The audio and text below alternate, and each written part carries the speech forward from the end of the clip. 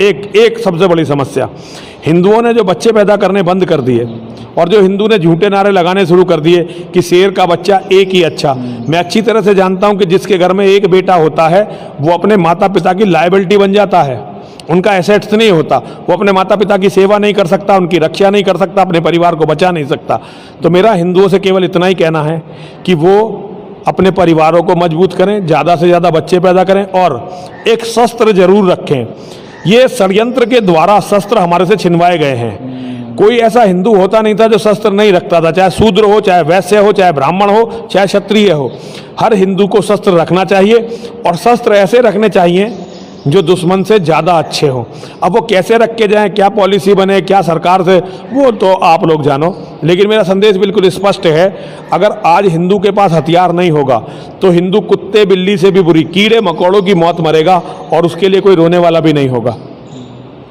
तो यति जी, मेरा एक क्वेश्चन है of the script end of the record कि जैसा आपने कहा कि वायलेंस जो है, जो उसको सहता है वो सबसे बड़ा पापी होता है कहीं ना कहीं, लेकिन आपको नहीं लगता कि जो सो कॉल्ड महात्मा गांधी थे वो तो इसी चीज़ के प्रचारक थे कि आपको सहना चाहिए, कोई वायलेंस आपके ऊपर करता है तो एक गाल की जगह दूसरे गाल आगे कर दो, इस तरह की उनकी फिलॉसफीज थी। तो आपकी जो फिलॉसफीज़ है या आपका जो कहना है उनके कॉन्ट्रडिक्शन में है, तो इसे ऑफ द रिकॉर्ड क्यों, इसे तो ऑन द रिकॉर्ड रखो। मैं आपको ऑन द रिकॉर्ड बताता हूँ, दुनिया में महात्मा गांधी और नेहरू से बड़ा गद्दार पूरी दुनिया में कोई नहीं हुआ। इन दो लोगों के कारण आज 100 करोड़ की कम्युनिटी के पास, 100 करोड़ की हिंदू कम्युनिटी के पास अपना देश कहने के लिए 1 गज जमीन नहीं है, 1 इंच जमीन नहीं है।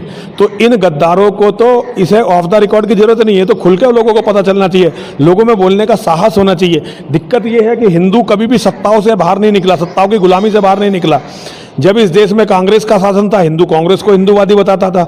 ये हमेशा हमारी सबसे बड़ी कमजोरी रही है कि हमने सत्ताओं के सामने संघर्ष को पसंद नहीं किया है। लेकिन आज समय को बदलना चाहिए और हमें सत्य को स्वीकार करना चाहिए।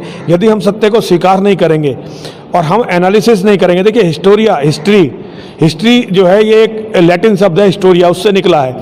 हिस्टोरिया का मतलब है फैक्ट फाइंडिंग, और जो कौम अपने इतिहास को नहीं जानती उसका कोई भविष्य नहीं हो सकता। हिंदुओं के साथ सबसे बड़ी गद्दारी, और ये केवल मुसलमानों के कारण नहीं हुई, अंग्रेजों के कारण नहीं हुई है, इसके सबसे बड़े दोषी हम हैं। हमारे माता पिता, हमारे ऋषि मुनि, उन्होंने कुछ भी नहीं लिखा इस्लाम की सच्चाई के बारे में। आज इसीलिए हमारे बच्चे कंफ्यूज हैं, हमारे बच्चे भाईचारे में आ जाते हैं, हमारी बेटियां फंस जाती हैं भाईचारे में, क्योंकि उन्हें इस्लाम की सच्चाई का पता ही नहीं है। अगर उन्हें इस्लाम की सच्चाई का पता होता तो निकिता तोमर मारी नहीं जाती, क्योंकि फिर निकिता तोमर के एक नहीं बल्कि कम से कम 5 भाई होते। उन 5 भाइयों के हाथ में गन होती तो ये जिहादी कीड़ों की कभी इतनी हिम्मत नहीं होती कि वो किसी बहन बेटी के साथ बलात्कार करने या उसे ज़बरदस्ती छीनने की सोचते। लेकिन आज तो जिहादी इस काम को कर रहे हैं ना मेरे बच्चे। तो ये हमें समझना पड़ेगा, देखिए हमें फॉलो करना पड़ेगा।